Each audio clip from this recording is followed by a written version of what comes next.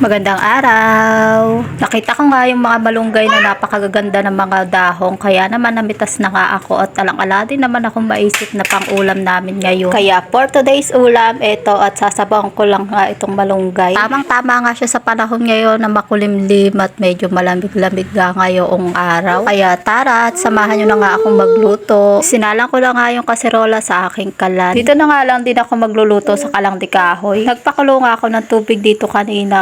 Para hindi masayang nga yung apoy ay dito na rin ako magluto para rin makatipid-tipid naman ako ng kaunti sa gas. Sa kaserola nga ay nagisala ako ng bawang at sibuyas. At tumagisa nga yung bawang at sibuyas ay nilagyan ko naman ng tubig. Habang naghihintay ay hihimayin ko naman na itong dahon ng malunggay. Magaganda nga ngayon ng dahon ng malunggay dahil bagong dahon nga ito. At kapag kumukuha nga ako ng dahon ng malunggay ay gusto ko yung halos pinakatalbos na para hindi mapait kapag iniluto. Ewan ko ba kung ako lang ba yung ganun. Sa pakilasa ko kasi kapag medyo magulang na yung dahon ng malunggay ay mapait-pait na pag niluto. Kaya naman ang kinukuha ko ay yung malalambot na parte lang at malalambot na dahon. Pagtingin ko nga sa labas, ito ang kambal naglalambog na. Hindi pa rin nila pinalampas kahit malamig na ay lamog-lamog pa rin. Wag ka nga lang malilingat, siguradong adyan na yan sa poso at siguradong naglalamog na. Nagsasayang na nga rin yan ng mga shampoo at sabon kung minsan ay tinutugnas nga nila dun sa tubig. Anong pagkakalikot naman nga talaga nitong mga batang ito.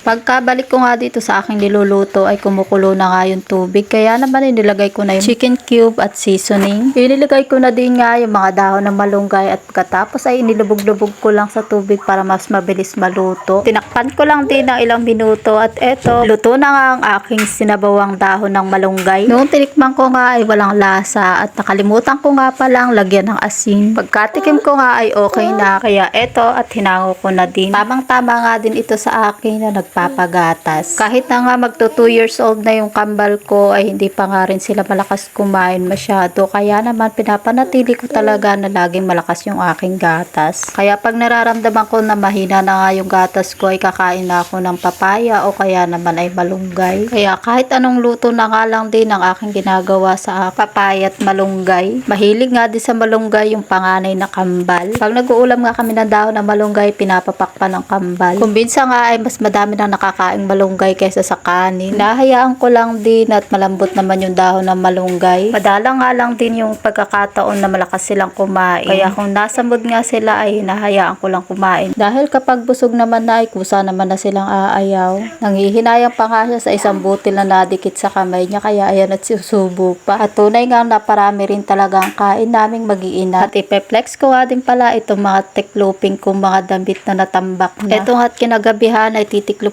ko na habang nagpapababa pa nga ng kinain. Kung hindi ko nga ito titiklopin ngayon ay mapag-aabutan na naman ng labahin bukas. Tunay talaga na tayong mga nanay ay walang pahinga. Kahit na gabi ay nagtatrabaho at nag-aasikaso ng ating mga anak. Kapag tulog nga sila sa gabi, saka lang tayo makakapahinga at kung minsan ay hindi pa nga dahil may trabaho pa nga tayong gagawin. Hindi na nga rin ako nagpapadaya pero sa isa kong kambal dahil hindi naman na siya masyadong palaihi sa gabi. Ito na nga lang ang aking pinagagamit sa kanya, yung lumpers o yung mga lapin o yung mga bimpo-bimpo na malalambot. Pero yung isang kambal nga ay pinagdadiaper ko pa rin dahil masyado pa nga malakas siyang umihi sa gabi dahil nagbobote nga siya dumede. Tayo talagang mga nanay, kung saan tayo nakakatipid ay yung ating ginagawa. At malaki din talaga ang natitipid ko sa pagpapalampers nga ng aking kambal. At yun namang isang kambal na nagdadiaper ay sa gabi ko lang din pinapadiaperan para naman kahit papano ay hindi magasto sa diaper. Matagal ko na nga itong ginagawa kaya sigurado ako na malaki na rin at talaga ang aking natitipid.